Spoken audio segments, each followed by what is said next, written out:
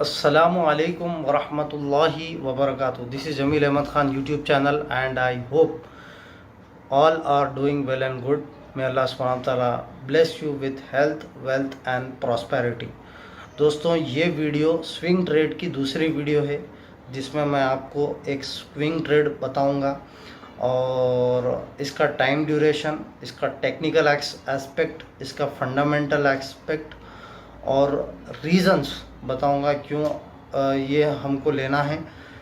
और पहली चीज़, दूसरी चीज़, आपको ये वीडियो के ज़रिए से आपको स्टॉक कैसा पिक करना और उसमें फंडामेंटल एस्पेक्ट्स क्या क्या देखना, उसके रेड फ्लैग्स क्या है, उसके जो अच्छे चीज़ें हैं और जो बुरे चीज़ें हैं वो कैसा आप एक एक करके देखना, वो आप इससे सीखोगे।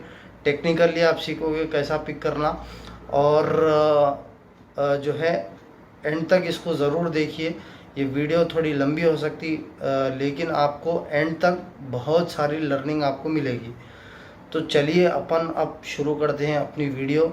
लेकिन वीडियो शुरू करने से पहले मैं एक डिस्क्लेमर दे दूं कि I am not a SEBI registered person और जो भी मैं ये वीडियो में स्टॉक रिकमेंड करूंगा वो बाय या सेल के पर्पस के लिए नहीं है, वो सिर्फ और सिर्फ एजुकेशनल पर्पस के लिए है। बाय और सेल आपको खुद अपने रिस्क पे, अपने रिसर्च पे करना है, ठीक है। ये एक चीज़ है, ध्यान रखिएगा। तो चलिए अब हम शुरू करते हैं अपनी वीडियो। तो दोस्तों अल्हम्दुलिल्लाह सुम्मा अल्हम्दुलिल्लाह हम आ चुके हैं स्क्रीन पर और स्क्रीन पर जो है मैं जो स्टॉक आपको रिकमेंड करने वाला हूँ वो है BEL। ये इसका नाम क्या है? भारत इलेक्ट्रॉनिक्स। ये कंपनी काम क्या करती? ये कंपनी जो है थोड़ा सा मैं आपको कंपनी के बारे में ब्रीफ डिस्क्रिप्शन दे दूं, उसके बाद हम टेक्निकल एस्पेक्ट देखेंगे, उसके बाद फंडामेंटल एस्पेक्ट देखेंगे, उसके बाद जो है हम क्यों आपको लेना है वो मैं आपको एक एक करके रीज़न बताऊंगा, ठीक है। क्यों मैं आपको ये रिकमेंड कर रहा हूँ, आई मीन टू से, ठीक है। तो ये BEL जो है ना, ये कंपनी एक्चुअली ये कंपनी करती है तमाम डिफेंस के जो सेक्टर है, डिफेंस के सेक्टर को अपने इलेक्ट्रिकल इक्विपमेंट्स सप्लाई करती है। डिफेंस के सेक्टर क्या हो गए? जैसा कि नेवी है, इंडियन एयरफोर्स है, जैसा कि आर्मी है, हमारी आर्टिलरी है और जितने भी हमारे जो फ़ौज के जितने भी डिपार्टमेंट्स है जो डिफेंस का काम करते हैं, जैसा कि वार वगैरह हुआ तो डिफेंस में और जंगी जितने भी डिफेंस के सेक्टर है, जैसा कि DRDL है, DRDO है, इसरो है, ये तमाम जो सेक्टर्स है उसको ये इलेक्ट्रिकल इक्विपमेंट सप्लाई करती है। अगर आप स्क्रीनर पे देखेंगे इसको, मैं थोड़ा सा यहाँ पर इसके बारे में बता दूँ आपको। Bharat electronics incorporated in 1954 manufactures and supplies electronic equipment and systems to the defence sector, ठीक है।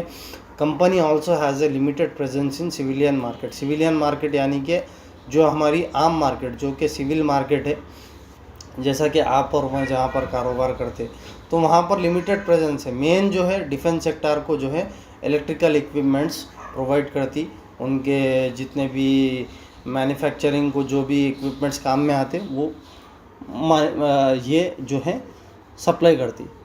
ये कंपनी ना सिर्फ क्या बोलते हैं हमारे इंडियन डिफेंस सेक्टर बल्कि ऑल ओवर द ग्लोब जितने भी डिफेंस सेक्टर है उसको भी अपना माल सप्लाई करती है।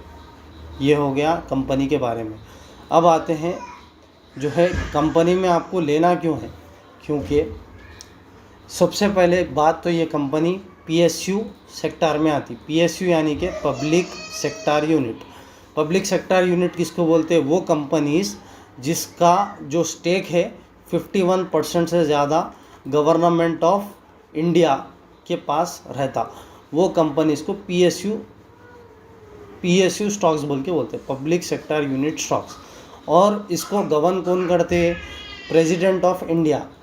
अब हमारे प्रेसिडेंट ऑफ इंडिया कौन है? द्रौपदी मुर्मू है। हाँ, अब मान के चलते हैं BJP की सरकार है, इसीलिए जो BJP इलेक्टेड प्रेसिडेंट है वो इसको गवर्न करेगा। गवर्न करने का मतलब जो भी बोर्ड ऑफ डायरेक्टर के मीटिंग्स है वो अटेंड करेगा, और जो भी जो है बड़े बड़े डिसीजंस रहते वो प्रेसिडेंट ऑफ इंडिया ही लेता है, ठीक है, तमाम पीएसयू स्टॉक्स को। अब मान के चलते हैं बीजेपी अगर रूलिंग से हट के कांग्रेस आ जाती, तो कांग्रेस जो प्रेसिडेंट इलेक्ट करता है, कांग्रेस का जो पीएम है वो प्रेसिडेंट जो इलेक्ट करता है वो ऐसे कंपनीज़ को गवर्न करता, ठीक है। तो ये तमाम पीएसयू स्टॉक्स जो है इनका स्टेक 51% से ज़्यादा हमारे गवर्नमेंट ऑफ इंडिया के पास रहता, ठीक है। ये एक चीज़। अब हालात को अगर देखेंगे तो जो है अगला जो इलेक्शन है क्लीन स्वीप तो नहीं बोल सकते, लेकिन साफ़ सुथरा आप अंदाज़ा लगा सकते हैं कि जो अभी गवर्नमेंट जो अभी मौजूद है वही गवर्नमेंट इंशाअल्लाह ताला हालात ऐसे हैं कि वो रूल करेगी अगले 5 साल के लिए, क्योंकि अपोजिशन में कोई भी ऐसा बंदा नहीं है जो कि बीजेपी को इस वक्त हरा सके। मे बी 300, 350, 400 की मेजॉरिटी से भी ये आ सकती, ठीक है। ये एक चीज़। तो इलेक्शन का क्लियर कट यहाँ पर हमको बोल दे सकते हैं अपन हालात को देखकर, नंबर 1 थिंग, ठीक है।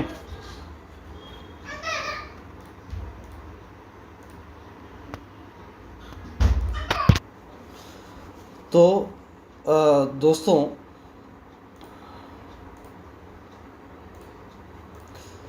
हाँ, तो सबसे पहली चीज़।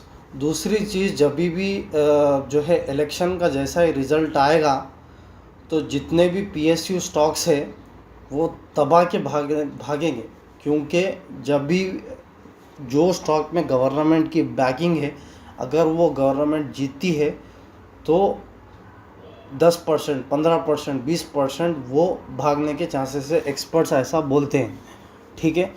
अब मैं आपको जो है दूसरी वजह ये स्टॉक में एंटर करने की वो बताता हूँ कि ये कंपनी को पिछले 6 महीने में 25,000 करोड़ के ऑर्डर्स मिल चुके हैं। 25,000 करोड़ के ऑर्डर्स मिल चुके हैं। कभी 1,000 करोड़, कभी 2,000 करोड़, कभी 3,000 करोड़, कभी 500 करोड़, ऐसा पिछले 6 महीने से ऐसा ऑर्डर्स मिलते मिलते इसको 25,000 करोड़ से ज़्यादा का order all over the India and as well as internationally this company has got 25,000 crore of orders. और ये कंपनी के पास अगले जो है 2 से 3 साल तक का काम इसके पास अभी भी है।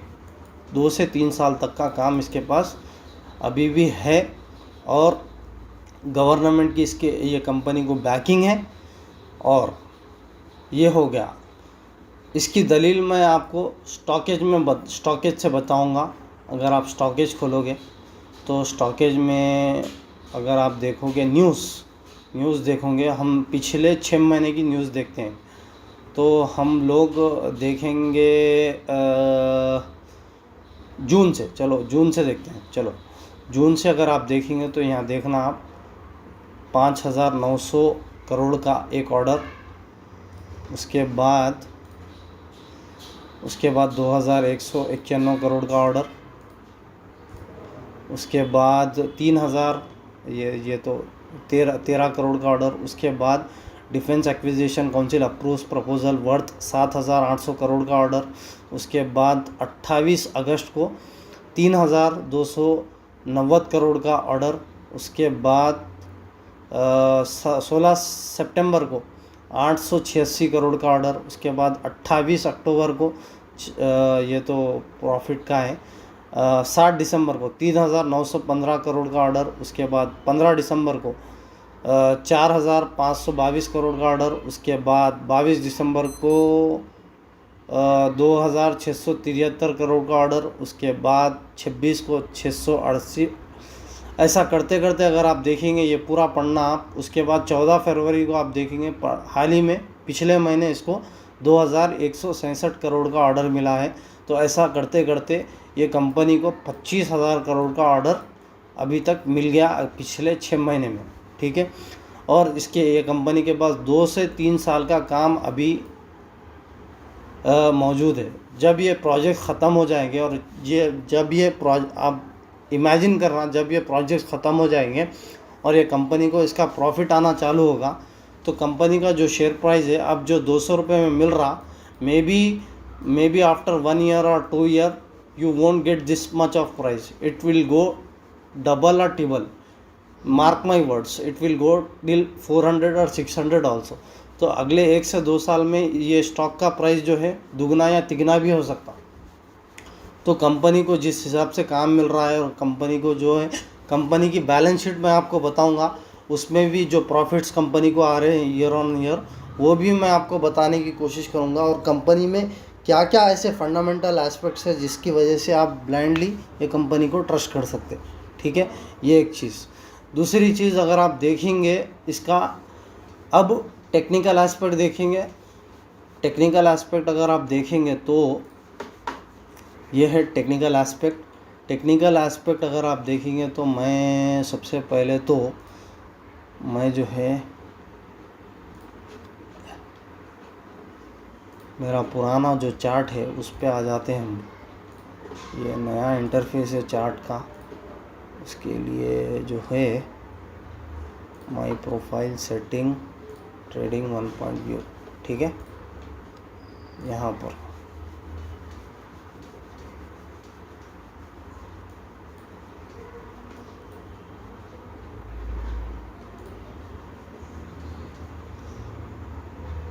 इसको क्लोज करता हूँ मैं फिर से, जो है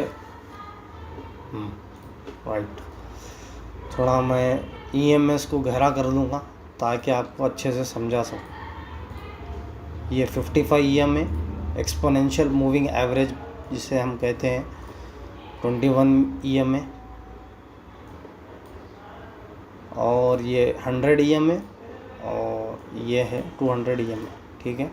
अब हम चलते हैं, ये तो 15 मिनट का चार्ट जब भी आप इंट्राडे करोगे तभी आप 15 मिनट 5 मिनट या 30 मिनट्स का देखते हो। जब आप लॉन्गर व्यू स्विंग ट्रेड देखते हो तो ये आपको ये 1 minute 2 minute 5 minute 10 minute 30 minute इसकी ज़रूरत नहीं, 1 आवर 2 आवर 3 आवर्स की इसकी ज़रूरत नहीं। आपको सिर्फ और सिर्फ ये 3 टाइम फ्रेम पे देखना है, 1 मंथ 1 वीक एंड 1 डे, ठीक है। सबसे पहले हम 1 मंथ देखेंगे। 1 मंथ आप देखेंगे तो तमाम EMS के ऊपर चल रहा और ये स्टॉक मंथली अप ट्रेंड में है। हाँ, ये मंथ में थोड़ा डोजी बना, उसका रीज़न में मैं आपको आगे बताऊंगा, लेकिन ये लॉन्ग टर्म व्यू इसका अप ट्रेंड में है, ठीक है। दूसरा, अगर आप देखेंगे 1 वीक का चार्ट देखेंगे तो 1 वीक में ये 1 वीक में भी मैं कहूँगा कि ये अप ट्रेंड में है। अब इसने जो है 21 EMA का सपोर्ट लिया। पिछले वीक ये गिरा, बहुत बुरा गिरा, क्योंकि तमाम PSU स्टॉक्स गिरे थे। मैं उसकी वजह बताया कि हमारे जो सेबी के चेयरमैन हैं उन्होंने स्टेटमेंट दिया जिसकी वजह से तमाम PSU स्टॉक्स गिर गए, लेकिन अब ये रिकवर हो रहा है। अगर आप देखेंगे तो ये हफ्ता जो अब ये हफ्ता गया पिछला, ये मंडे से लेके फ्राइडे में, ये इसमें ये कैंडल ये बताती है कि ये रिकवर हो रहा है। पिछला हफ्ता तो गिरा है, लेकिन इसका मतलब ये नहीं है कि पूरा डाउन ट्रेंड में आ चुका है। डाउन ट्रेंड में कब आता स्टॉक? जब लोअर हाइस और लोअर लोज बनते हैं। जब लोअर हाइस और लोअर लोज बनते हैं तब ये स्टॉक डाउन ट्रेंड में आता है। अब हम ये स्टॉक को डाउन ट्रेंड में नहीं कहेंगे, ठीक है। इसको आप हमेशा याद रखना। ये हो गया वीकली में भी तमाम EMS के ऊपर चल रहा और इसने 21 का अच्छा सा सपोर्ट लिया। अब आते हैं डेली पे आपका क्या है। डेली पे अगर आप देखेंगे तो यहाँ पर एक सपोर्ट जोन अच्छे से बन रहा है 100 EMA का। ये जो येलो लाइन है ये है 100 EMA की। 100 EMA का अच्छा सा सपोर्ट बन रहा है। और अगर आप देखेंगे, ये मैं थोड़ा डिलीट करके मैं जो है फिर से बनाऊंगा, ये वाला एक सपोर्ट बना जो है 170 टू 175 का जो जोन है, ये सपोर्ट जोन बन चुका है। और यहाँ पर हम स्टॉप लॉस भी लगाएंगे तो 175 के नीचे का स्टॉप लॉस हम लगाएंगे। अगर ये स्टॉप लॉस अगर ये स्टॉक 175 के नीचे जाएगा तब हम यहाँ पर एग्ज़िट करने को देखेंगे, ठीक है। लेकिन ये स्टॉक अभी सपोर्ट ले चुका है। सपोर्ट लेने के बाद इसने अब ऊपर की तैयारी चालू कर दी है। पिछले 3 दिनों से ये डोजी बना, उसके बाद ये माराबोजू बना, अब ये जो है फिर से डोजी बना। इसका मतलब ये ऊपर जाने की तैयारी पे है। तो पहला शॉर्ट टर्म टारगेट हम क्या लेके चल सकते, 220 का हम टारगेट ले सकते, पहला शॉर्ट टर्म टारगेट जो आपका 1 महीने में अचीव हो सकता। और जैसा ही ये रेसिस्टेंस को ब्रेक करेगा, जैसा ही ये वाला जो रेसिस्टेंस जोन है उसको ब्रेक करेगा, तो maybe after breaking this zone it can go till 240 और 250 लेवल्स का। तो अगर आप एंट्री करोगे यहाँ पर तो आपको 20 से 30% का यहाँ पर may be long term view अगर आप लेके चल रहे तो 20 से 30% की रिटर्न यहाँ पर आपकी आराम से यहाँ पर बन सकती है। अगर आप शॉर्ट टर्म व्यू लेके चल रहे तो 210 और 220 5 से 10% की यहाँ पर रिटर्न आराम से आपके इन्वेस्टमेंट पे बन सकती है, ठीक है। ये होगा टेक्निकल एस्पेक्ट। और यहाँ पर बाइंग और डिलीवरी भी अच्छे से हो रही है। अगर आप इसकी पिछले रिटर्न्स अगर आप देखेंगे, उसके लिए मैं स्टॉकेज में जाऊंगा। स्टॉकेज में जाने के बाद आप प्राइजेस देखो और यहाँ पर पिछले 1 साल की रिटर्न ये कंपनी ये स्टॉक जो है 112% का रिटर्न इसने दे दिया। उसके बाद 6 महीने का 46% का रिटर्न और पिछले 1 महीने में लगभग 5% का रिटर्न इसने दिया। एक वीक में, पिछले 1 वीक में 1.2% का और 1 डे में 0.3% का रिटर्न इसने दे दिया है, ठीक है। 10 साल का तो उतना व्यू हमारे पास उतना सब्र नहीं है कि 10 साल 5 साल 2 साल रखें, तो इसीलिए हम 6 महीने में अपने लिए बता रहा हूँ, ठीक है। 6 महीने का अगर आप व्यू लिए, पिछली परफॉर्मेंस अगर आप देख लिए तो 46%, जो कि बुरा नहीं है, बहुत अच्छा है। उमूमन देखा गया है कि 6 महीने में अगर आपकी रिटर्न जनरेट होती है 10% से 12%, तो कहलाया जाता है वो स्टॉक ब्रिलियंट। लेकिन आपको यहाँ पर पिछले 6 महीने में इसने दे दिया अराउंड 46% का रिटर्न, तो ये बेहतरीन स्टॉक माना जा सकता है, ठीक है। तो ये हो गया टेक्निकल एस्पेक्ट। अब देखते हैं हम फंडामेंटल एस्पेक्ट। फंडामेंटल एस्पेक्ट के लिए सबसे पहले इसके ओवरव्यू देख लेंगे, उसके बाद मैं आपको डिटेल में बताऊंगा फंडामेंटली क्यों स्ट्रांग है और क्या है ये कंपनी में ख़ास, ठीक है। तो सबसे पहले अगर आप देखेंगे मार्केट कैप इसका 1,44,368 करोड़ का मार्केट कैप है, जो कि ब्रिलियंट है। और ये मिड कैप में शुमार होती है कंपनी, मिड कैप में शुमार होती है ये कंपनी। और इसका करंट प्राइस तो आपको मालूम है, इसने हाई लगाया 217 का, यानी कि पिछले 52 वीक में इसने हाई लगाया 217 का। और जो है इसने लो लगाया 89.9 का। पिछले 52 वीक आई, 52 वीक यानी कि 1 साल, लगभग 1 साल का। इसकी जो स्टॉक पी हम अभी थोड़ी देर में डिस्कस करेंगे। बुक वैल्यू इसका बहुत अच्छा है, बुक वैल्यू 20.3 है। और डिविडेंड यील्ड 0.91% की डिविडेंड यील्ड है। अगर आप देखेंगे तो पिछले महीने इसने 70 पैसे का पर शेयर डिविडेंड दिया। फिर कल ही ये कंपनी के जो बोर्ड ऑफ डायरेक्टर्स है, उन्होंने कल ही मैं अगर आपको बताऊंगा अपडेट्स, अनाउंसमेंट्स और कॉर्पोरेट एक्शंस अगर आप देखेंगे तो कल ही जो है 22 मार्च 2024 को 0.7 रुपीज़ पर शेयर, यानी कि 70 पैसे का डिविडेंड पर शेयर ये कंपनी ने दिया। फिर 9 फरवरी को अगर आप देखेंगे इसकी हिस्ट्री, तो हर 3 महीने या 6 महीने को ये कंपनी अच्छा खासा डिविडेंड अपने शेयर होल्डर्स को देती है। तो अगर आपका रिटर्न जनरेट नहीं भी हुआ तो डिविडेंड से आपका पैसा बन सकता है, डिविडेंड से आपका पैसा बन सकता है। तो ये एक सेफ़ और सिक्योर इन्वेस्टमेंट कहलाई जाती है, ठीक है। अब हम आते हैं स्क्रीनर पे वापस। अगर आप देखेंगे उमूमन इसका आरओसी किसको बोलते हैं, रिटर्न ऑन कैपिटल एम्प्लॉयड। मान के चलते रिटर्न ऑन कैपिटल एम्प्लॉयड अगर 15% से ऊपर रहता है तो कहलाई जाती है वो कंपनी ब्रिलियंट है, और आरओई 10% से ऊपर है तो एक्सपर्ट्स का मानना यह है कि कंपनी ब्रिलियंट है। तो यहाँ पर अगर आप आरओसी देखो, शिट ये क्या हो गया यार, आरओसी देखो तो 29.9% की आरओसी है, और आरओई देखो तो 22.8% की आरओई ये कंपनी ने दे दी है अपने शेयर होल्डर्स को। फेस वैल्यू ₹1 का फेस वैल्यू है, जो कि अच्छा है। ठीक है, फेस वैल्यू का मतलब ये है कि जब कंपनी स्टार्ट हुई थी तो तमाम इसकी जब वैल्यू निकली थी तो वो ₹1 था। ठीक है, इसको बोलते हैं फेस वैल्यू। ठीक है, ये हो गया कंपनी का ओवरव्यू। अब आते हैं डिविडेंड पे। डिविडेंड अगर आप देखेंगे, डिविडेंड आपको दो तरीक़े से आप जज कर सकते हो, कंपनी सस्ती है या महंगी है। आपको महंगी में मिल रही या सस्ती में मिल रही, आपको अगर जानना है तो उसके दो तरीक़े हैं। वो है पहला तरीक़ा पीई का।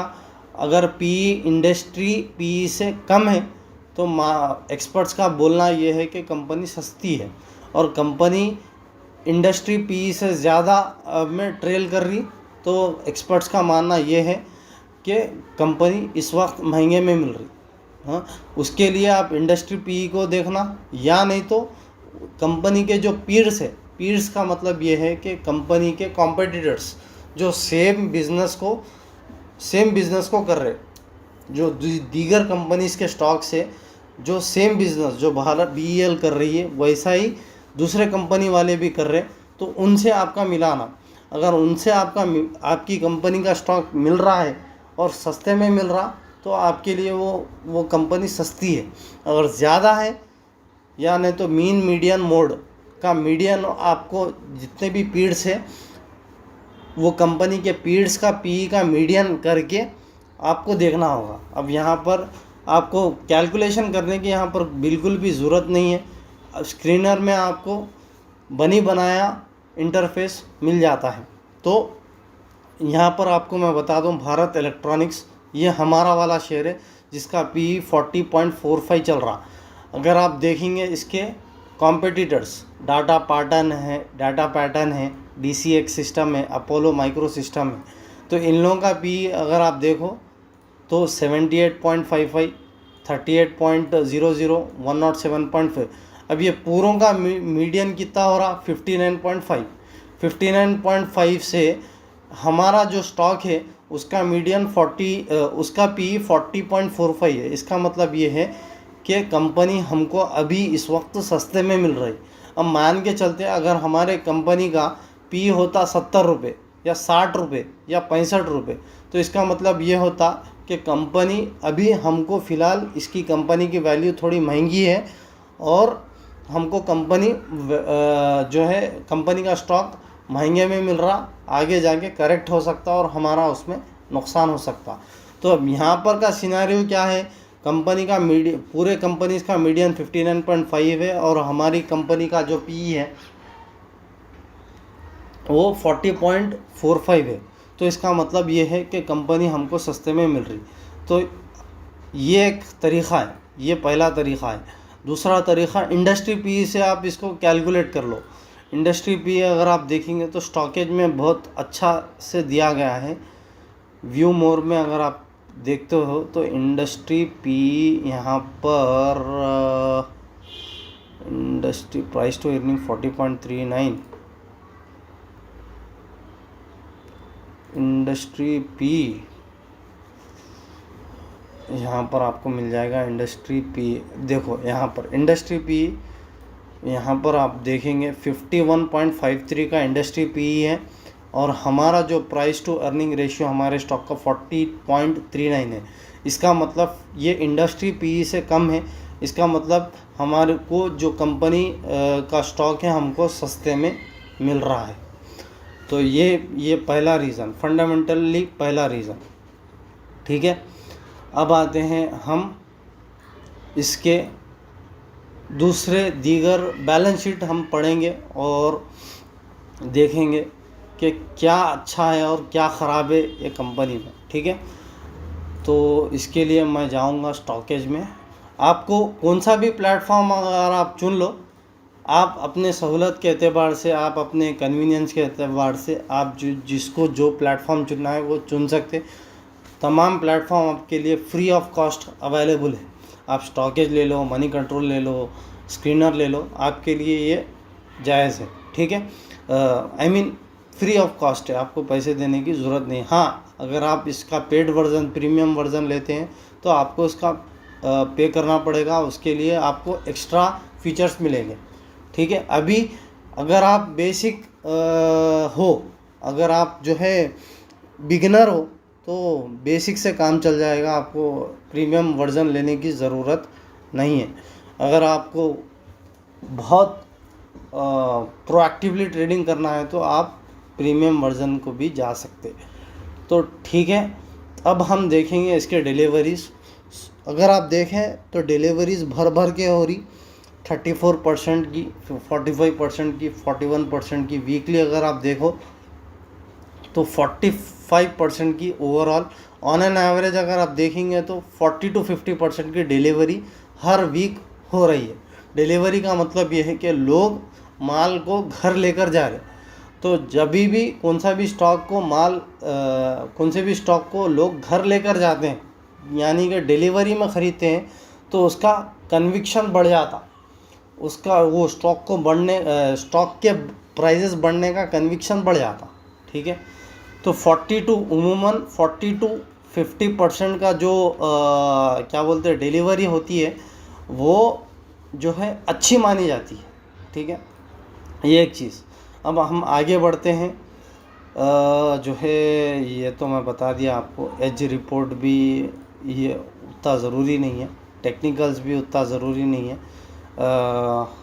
मैं आपको बता दिया फंडामेंटल्स में ये सारे चीज़ें मैं आपको बता दिया। Number of shares subscribed, 730 crore के शेयर्स सब्सक्राइब होके, यानी कि शेयर होल्डर्स 730 करोड़ के शेयर्स मार्केट में सब्सक्राइब होके है।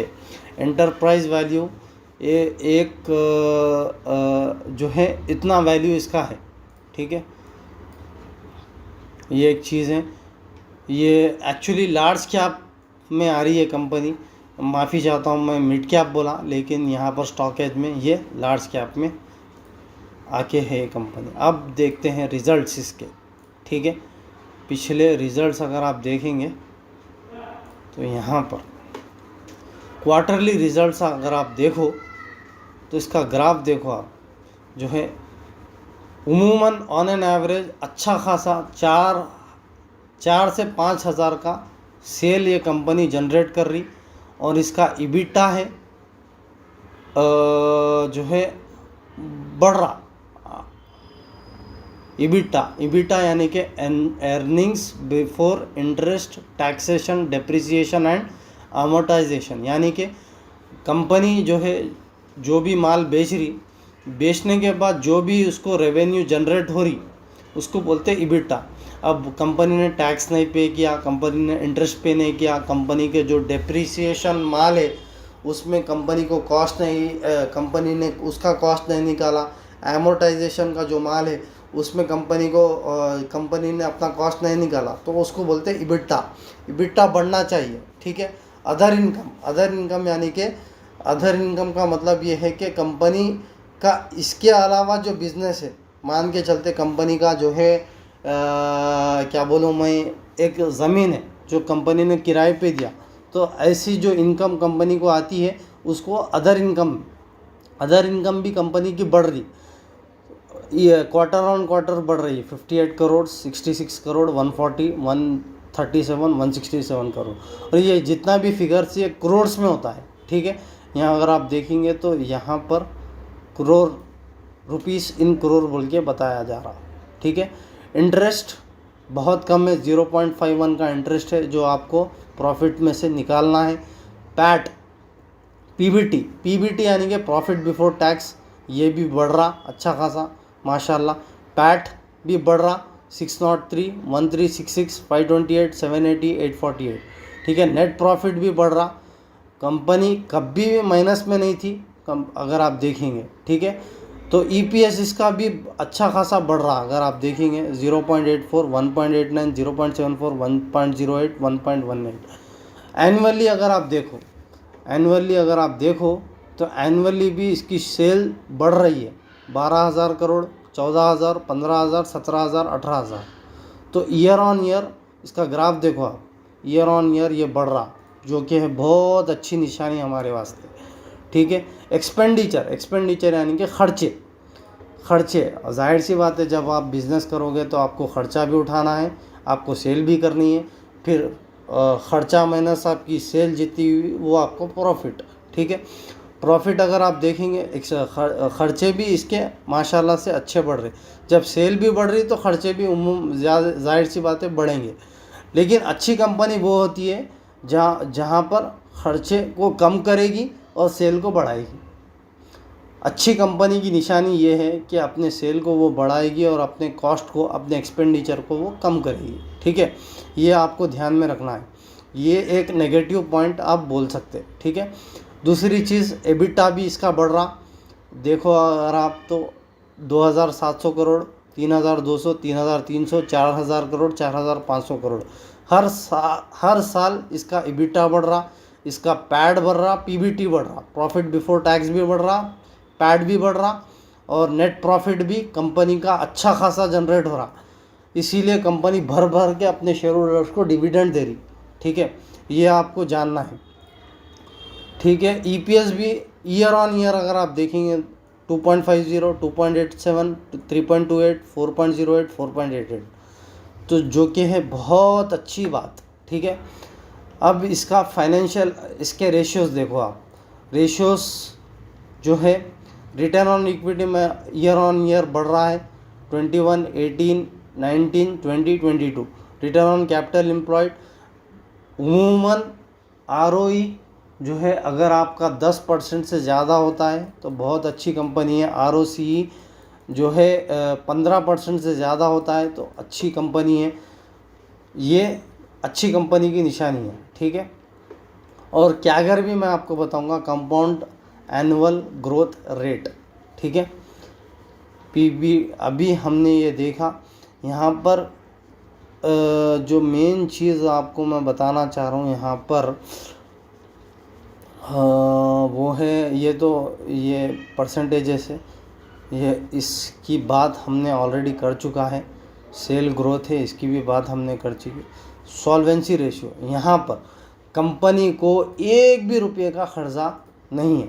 यहाँ पर अगर देखो 0.00, 0.00, यहाँ पर blank blank blank blank blank blank.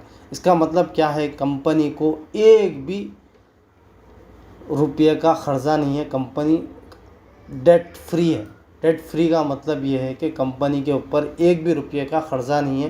Company को ना तो इंटरेस्ट देने की ज़रूरत पड़ती, ना तो कंपनी को ये टेंशन है कि हमको इतना खर्चा देना है। अगर कंपनी मान के चलते हैं डूब भी जाएंगी तो शेयर होल्डर जो लोन वाले हैं उनका परेशानी, उनकी जो मसले मसाइल रहते वो कंपनी को झेलने की ज़रूरत नहीं है, और कंपनी अपने ऑपरेशंस आराम से हैंडल कर सकती, कंपनी अपने सेल्स को अच्छे से बढ़ा सकती, कंपनी जो है ग्रोथ को अच्छे से देख सकती। तो ये बहुत अच्छी चीज़ है, कंपनी डेट फ्री है, ठीक है। कंपनी को एक भी रुपये का खर्चा नहीं है, जो कि है बहुत अच्छी बात हमारे लिए। और ये हलाल पैरामीटर भी है, हलाल का पैरामीटर है। अगर आपको हलाल स्टॉक्स कैसा निकालना वो नहीं मालूम तो मैं उसके लिए वीडियो बनाया, आई बटन में वो दे दूंगा, आप उसको ज़रूर ज़रूर देखना, ठीक है। अब आते हैं अगले इसके कैश फ्लो रेशियोस।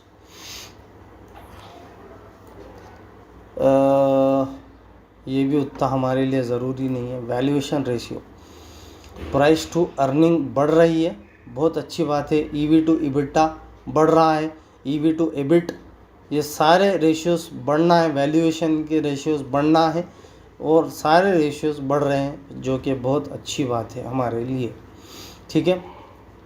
ये अभी हमने इसको डिस्कस किया। तो अब आते हैं फाइनेंशियल्स पे, बैलेंस शीट पे।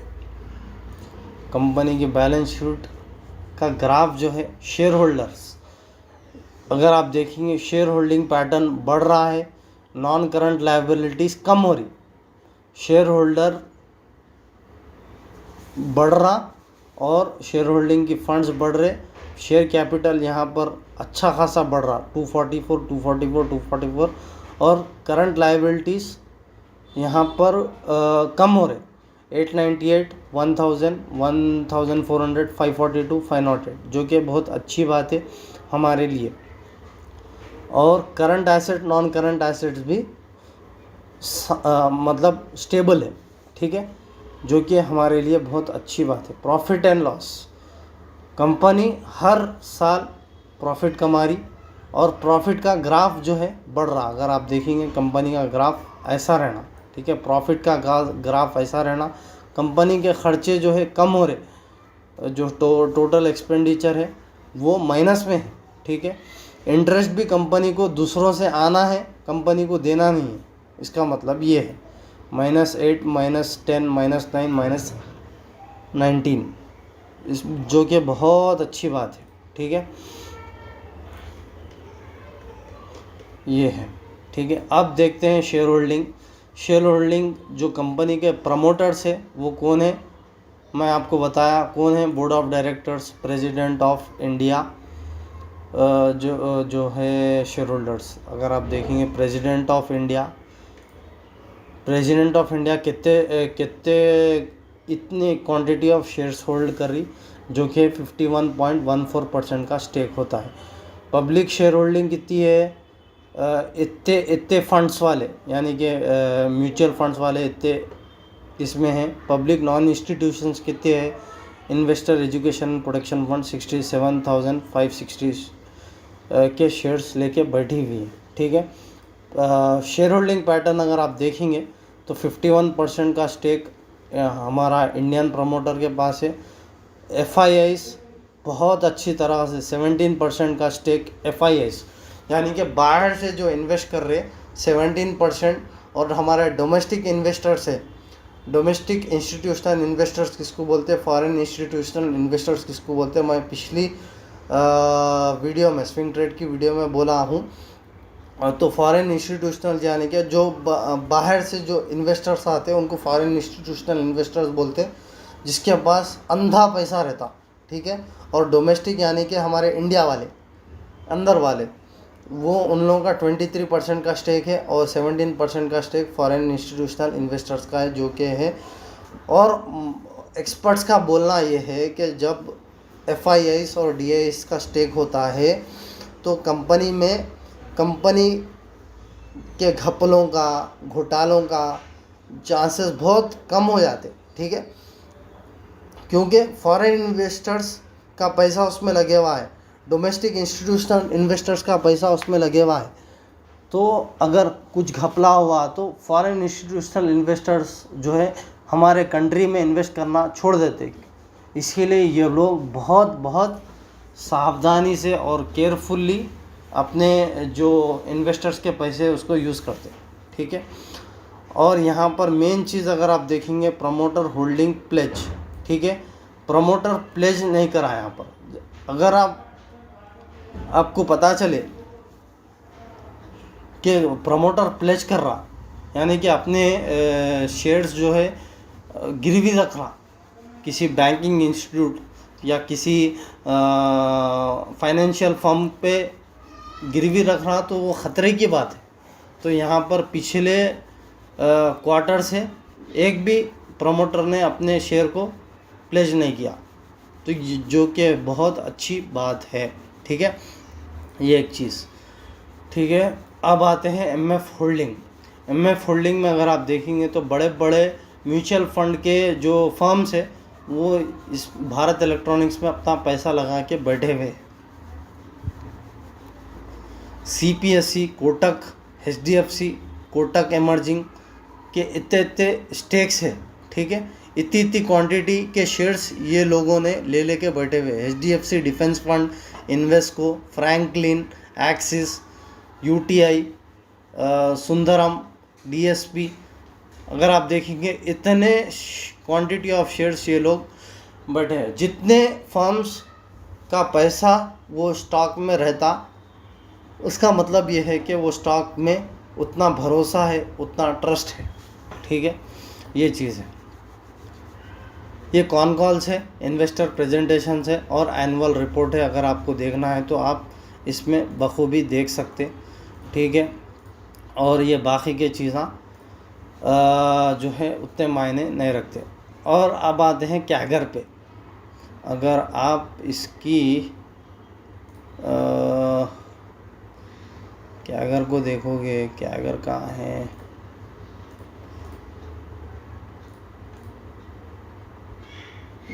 रिव्यू, मुझे यहाँ पर मिल रहा नहीं, यहाँ पर एग्जैक्टली यहाँ पर कैगर अगर आप देखोगे, पिछले 1 साल का कैगर है 116%, पिछले 3 साल का 69%, 5 साल का 45% और 10 साल का 34%। अगर कैगर आपका पिछले 3 साल का 15% से ज़्यादा रहता तो वो कंपनी ब्रिलियंट है। तो यहाँ पर हमारा जो कैगर है 69% का कैगर है, जो कि है ब्रिलियंट, और ये भी कन्विक्शन दे रहा कि ये आगे बहुत बढ़ने वाला है इसका स्टॉक प्राइस। ठीक है, तो ये सारी चीज़ें हैं जिसकी वजह से ये कंपनी बेस्ट है और अच्छी वैल्यूएशन पे अब इस वक्त मिल रही है। टेक्निकली, फंडामेंटली और न्यूज़ बेस और हालात के एतबार से, इलेक्शन आने वाले हैं, PSU स्टॉक है, तो ये कंपनी इस वक्त की बेस्ट पिक मैं मानूंगा। और may be after 6 months you may gate 10 to 20% of return in this stock. So without any hesitation you can invest on this stock, जो है विदाउट एनी हेजिटेशन। तो ये बहुत अच्छी चीज़ है। तो ये चीज़ थी, लेकिन मैं यहाँ पर फिर से बता दूँ कि ये सिर्फ़ और सिर्फ एजुकेशनल पर्पज़ है। और ये वीडियो देखने के बाद आपको अंदाज़ा लग गया होगा कि किस तरह आपको स्टॉक पिक करना है, टेक्निकली किस तरह देखना है, फंडामेंटली किस तरह देखना है, न्यूज़ बेस आपको किस तरह देखना है और स्टॉक पिक करना है। और जो भी आप स्टॉक पिक करोगे वो अपनी ख़ुद की रिसर्च और ख़ुद के जो रिस्क है, रिस्क एपिटाइट है, उसके बनिस्बत आप स्टॉक पिक करना, और इसमें हम ज़िम्मेदार नहीं हैं आपके प्रॉफिट और लॉस के। ठीक है, ये एक डिस्क्लेमर था, फिर से मैं आपको बता दूं। तो उम्मीद करता हूं आपको ये वीडियो पसंद आया होगा। पसंद आया है तो प्लीज़ मेरे लिए दुआ करना। रमज़ान का बाबरकत महीना चल रहा है, उसमें मेरे लिए दुआ करना, मैं भी आपके लिए दुआ करूँगा। मैं मिलता हूँ अगली वीडियो में, तब तक के लिए आपका भाई जमील अहमद ख़ान साइनिंग ऑफ। अस्सलामु अलैकुम व रहमतुल्लाहि व बरकातुहू।